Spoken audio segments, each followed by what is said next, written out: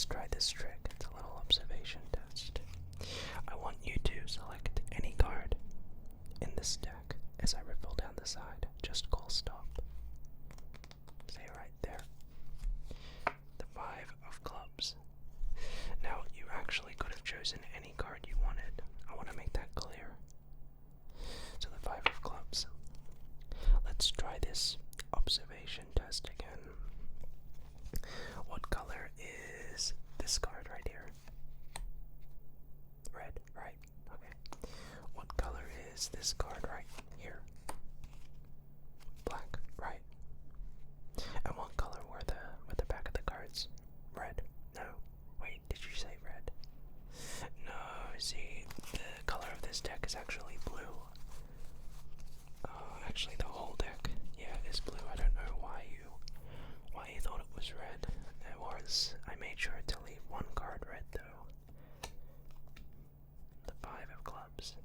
Well, after I do this trick, I usually get people saying, well, you didn't do the whole trick because you still have, that one card left. You still have that one 5 of clubs.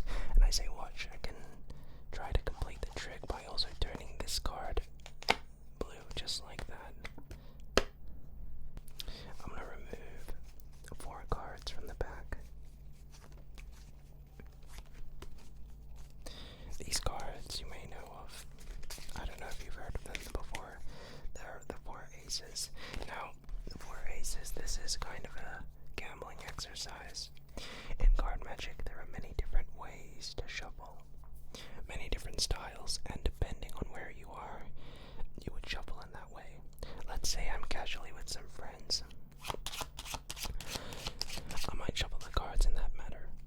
Let's say I'm at a fancy casino. I might shuffle the cards like a little table riffle shuffle, like so. Let's say I'm wanting to be all fancy and cool and impress the ladies and whatnot. I might shuffle the cards in this sort of fashion, like that, with a cool little bridge, but it's just a simple ripple shuffle. Now the goal is, I want you to notice there are no protrusions in the deck, there are no false cuts, there's nothing. The deck is really completely normal. Now the goal is for me to come up to the cards, be able to cut to a portion of the cards and cut to an ace, just like that. I want you to see if I would have cut one card too few, or one card too more, I actually would have not cut to that ace. Now, believe me, there is no sleight of hand, there is no magic. This is really me trying to cut straight to an ace like that. Again, this is not magic. I'm really trying, so I might actually miss an ace here or there. I can't guarantee anything. Oh, lucky me. Anyway, so you can see with each ace that I cut, it gets so much harder to cut to the next ace, right? So I'm going to estimate the final position of the ace like that. I think the last ace, the ace of spades, is in approximately the 20th position from the top. So let's see. 1, 2, 3, 4, 5, 6, 7, 8, 9, 10, 11, 12, 13, 14, 15, 16, 17, 18, 19, 20. So that's something cool that you can do with the aces, actually. You can find them out of nowhere. Another cool thing I can do with the aces, if I just snap like that, actually can turn them straight into the 4 twos. So let's now try something with those 4 twos. We'll take them, and the goal is to lose them in the back. Now I'm going to try a similar sort of thing to find those twos. Let's see if we can do it. The first one, I'll take 6, let's say. I know it's not one of the twos, but bear with me. Just like that, I can turn it into a 2. The next 2, just call stop anywhere. See right there. Just like that, there's the next 2. The third one is a bit more difficult to find, but I'll try my best. We'll take the third 2 is a bit more difficult to find. Oh, fucking hell. The third 2 is a bit more, would you you say difficult to find, I'll try. I'll take the 2 of diamonds and the 2 of spades. Watch. Just like that. The 2 of clubs. Now the last 2. Quite difficult, but I'll try my best. Right.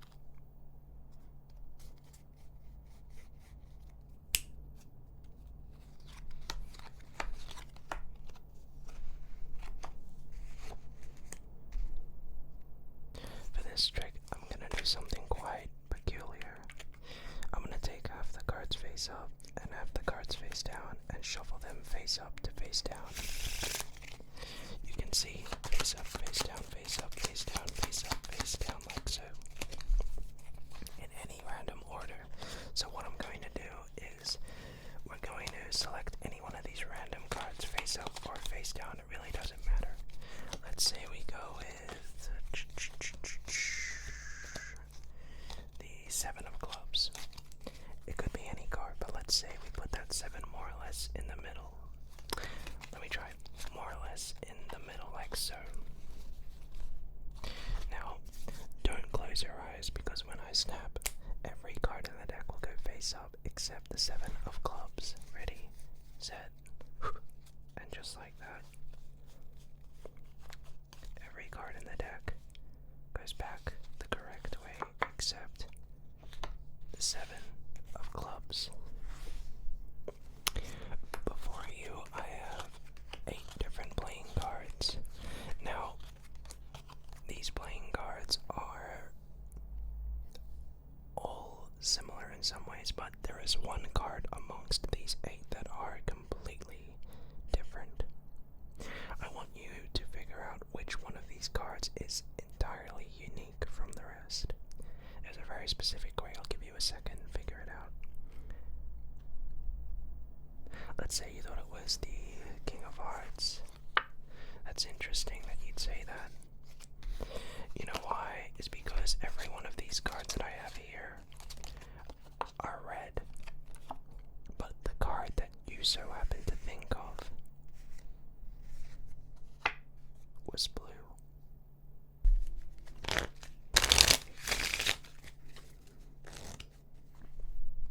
I want you to select any card from this pack.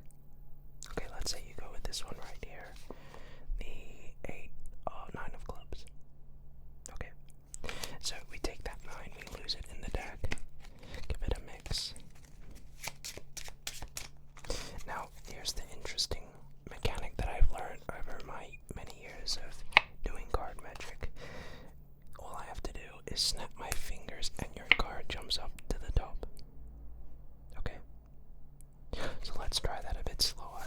I'll try it again. Your card goes into the middle. If I just snap again, it'll jump up to the top. I get what you're saying. Well, I want to see that card jump up to the top. So instead of making it jump up to the top face down, I will do it face up. That way you can actually see the 9 of clubs, in fact, jumping up to the top. So I'll show you. We'll take a card. Watch. The 9 of clubs will jump up. Gives it a second and done, just like that. The 9 of clubs comes up to the top. How about now we try this? I'll get my 2 detectives, the 2 blackjacks. And instead of me finding your card, let's make things a bit interesting and get out 2 jacks to find your selected card. So, these jacks have been especially trained to find any card in a pack of 52 playing cards. I'm gonna put the jacks in the card box. Make sure you can see them. Now, from here, we need you to select a card. So, say stop anywhere. Say right there. Remember this card. Now, remember, when I said that the jacks can find any card in a deck, here's the crazy thing. They don't even need to be in the deck to find your card. In fact, they can be in the box to find your selected card.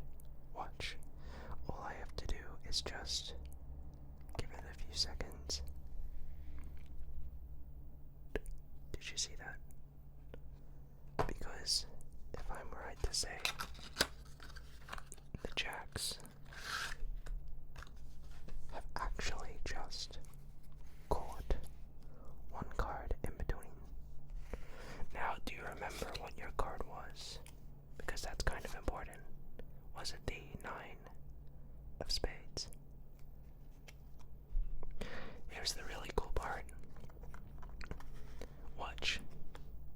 We have our 2 jacks up on top of the back, and your card, a good amount of cards down. Watch. As your card rises back in between the 2 black jacks. So that's quite interesting, right? Here's the final thing that I don't understand. We'll take our 2 jacks, right? And I'll place them in the middle. Now watch, if I just push the jacks in, then one card actually comes out this side, your 9 of spades. Trick, I'm going to use a rubber band, okay? But first, I need you to select a card. So let's say you choose this one right here, the 2 of spades. Now, it really doesn't matter what the card is. But let's say we stick with that 2 of spades. From here, I'll take the rubber band and I'm going to wrap it around the deck. Like so. Now watch carefully. You can see that the deck has been wrapped by this rubber band. But watch carefully, as your card will reveal itself to us even though it is trapped in this deck, sealed by the rubber band. Watch.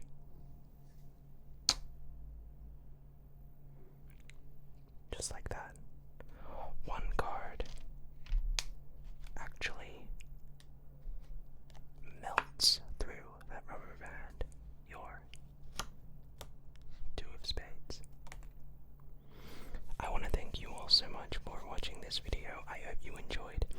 I haven't done card magic in a while, so apologies if I'm a bit rusty, but you guys are asking for this, so I just wanted to provide. But with all that said, thanks again so much for watching, and until next time,